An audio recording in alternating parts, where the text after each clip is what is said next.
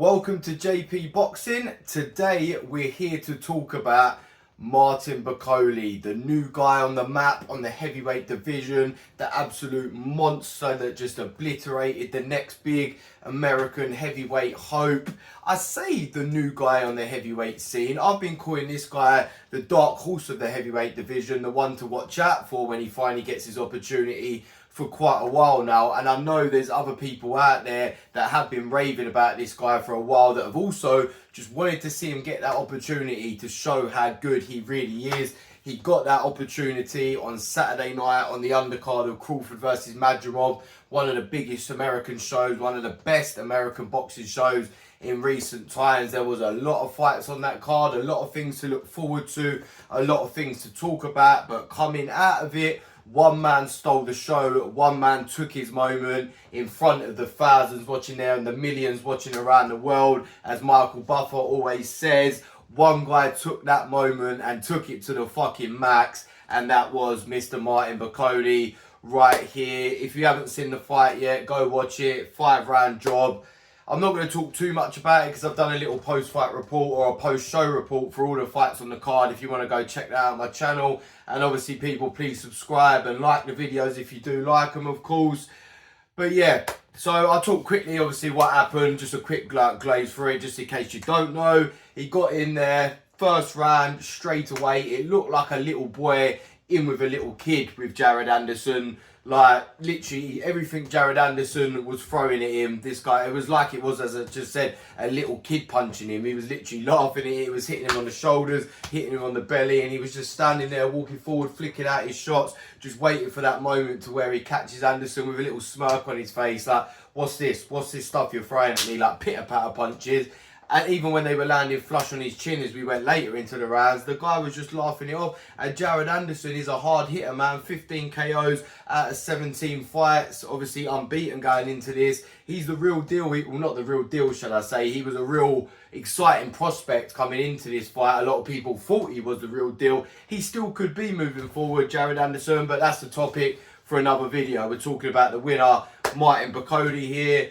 And yeah, dropped him with a brutal and beautiful uppercut. I would say in the first round, it looked like the writing was on the wall then, man, because it was like, what could Anderson do to him to keep him off? He tried hard, Anderson, in the second, third and fourth, threw a lot of shots, but again, this absolute beast just walked through everything you throw at him and was flicking out like 3 right hands in a row like it was a jab, hurting Anderson, punching him around the ring. And then in the 5th round, he dropped him with an uppercut again, dropped him twice in that round, and then was punching him up. The referee jumps in, waves it off, stops Anderson on his feet. And fair play to Anderson, showed a lot of heart, but he just could not handle, again, I'll say it, the absolute monster that is Martin Bakole. I know we've already got a guy in Naoya Inoue with a nickname the Monster, but he can have that in the lighter weights. Martin the Monster Bakole, that would be the perfect nickname for this guy. Or Martin the Beast Bakole, Martin the Big Bear Bakole, because he just walks you down like a bear.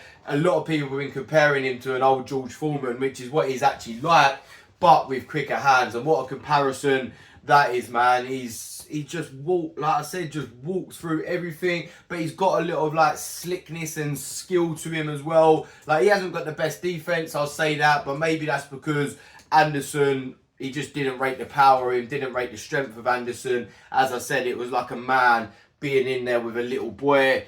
But maybe, yeah, so maybe it was just that he thought, this guy can't hurt me, I don't really even need to put my hands up. Maybe he will be more defensive against some of the bigger hitters in the heavyweight division, which I'm going to go on to talk about in a minute, of who I want to see him fight next and how far I think he can go heading towards the top in this heavyweight division. Can he beat the likes of Fury, Usyk and AJ? We'll discuss that in a minute.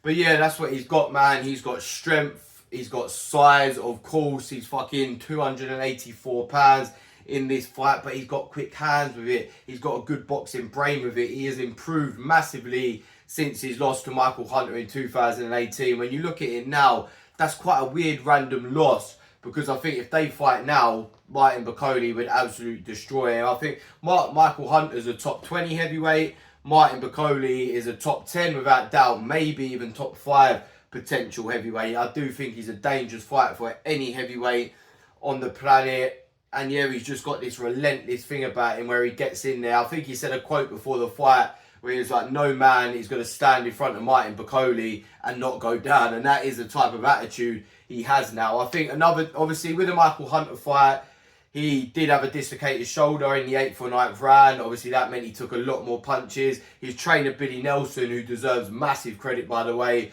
because has always raved about him, always been posting all over Twitter that Martin Bakole is the dark horse of the heavyweight division, is the guy that's going to come up through and destroy everyone when he gets the opportunities. He must be so happy for his charge. Now, I watched an interview after the fight where he was getting like proper emotional. They are like best mates, these two, and he deserves massive credit too.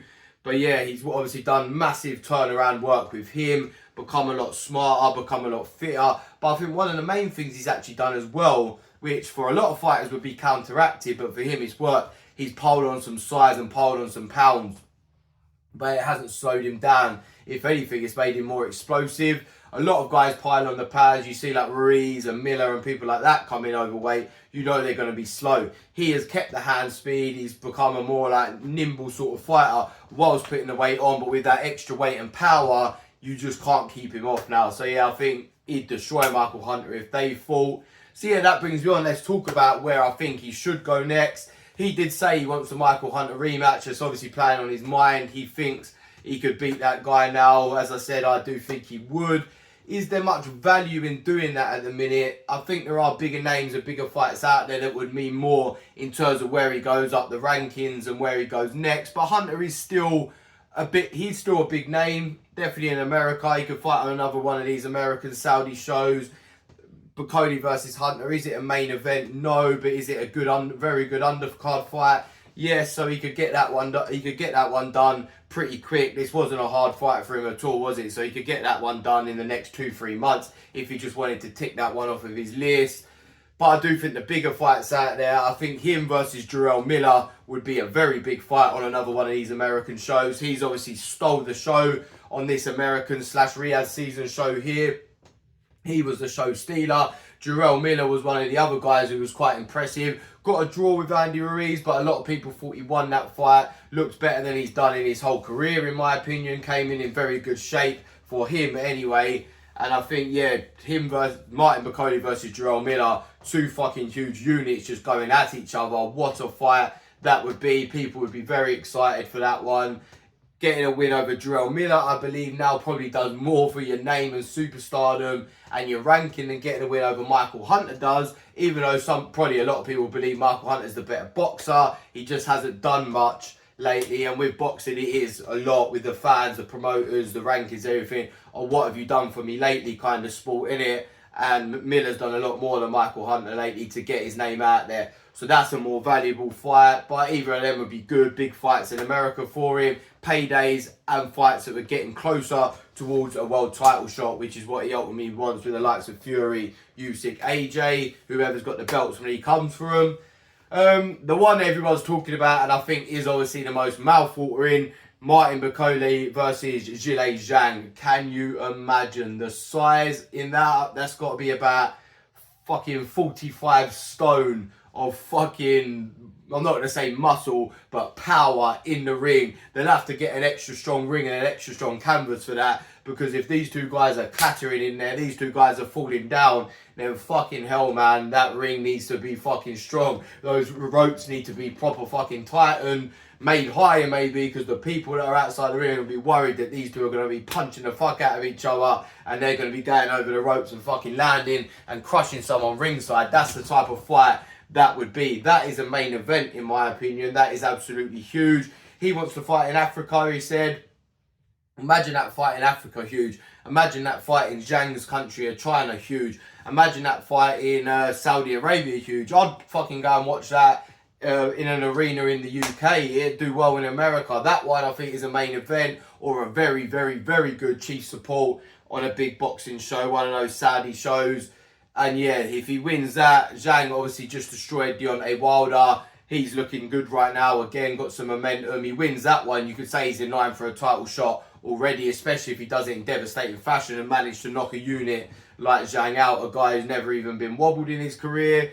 I think you've got to beat one of them guys if you're Martin Bakole. and then maybe beat like a Joseph Parker or a Daniel Dubois or a Caballero, which again are all very good fights. I think it's going to take him to get a few more big wins before the likes of Fury, Usyk or Joshua. I think, okay, I've got to fight this guy now. I do think he will still be avoided because the Jared Anderson win is a good win, but it's not one where people are going to say, oh, Joshua, Fury, Usyk, you're ducking Martin Bakole, because it's probably not enough just yet to get to that. It's enough for us fans that have seen it to go, oh, I'd love to see him fight them.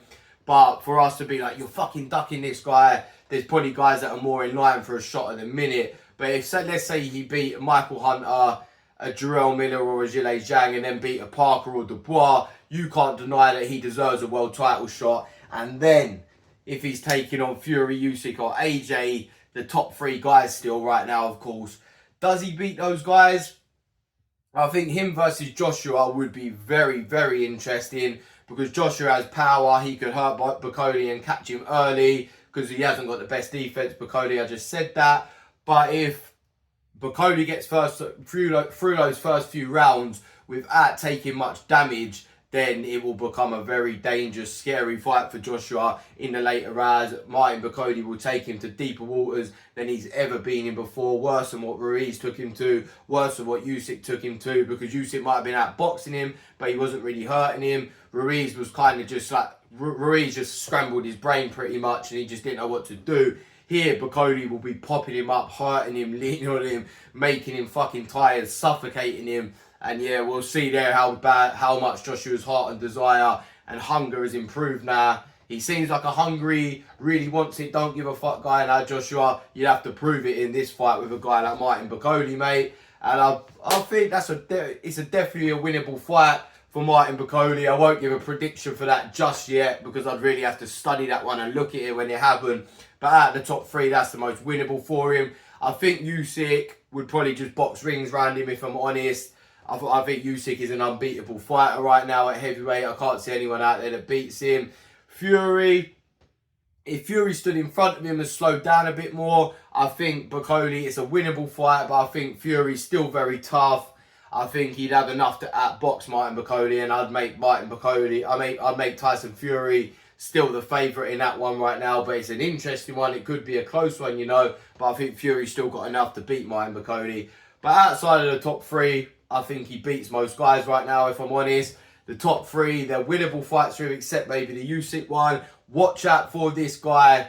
He is coming, people. I say that to the fighters. I say that to the fans. If you've got a favourite heavyweight, he's fucking coming for him, and he's probably going to take him the fuck out. I'm excited. He's one of my favourite heavyweights now. His personality outside the ring. He's a friendly guy. He's funny. He just wants to smoke, man, and you've got to rate that about a fighter. Let me know your thoughts on Martin Bakole and how far you think he can go in the heavyweight division, people. Do you believe he could beat the top three right now? It's exciting times. We've got a lot of good heavyweights out there, man, and he's right in that fucking mix. Thank you for watching.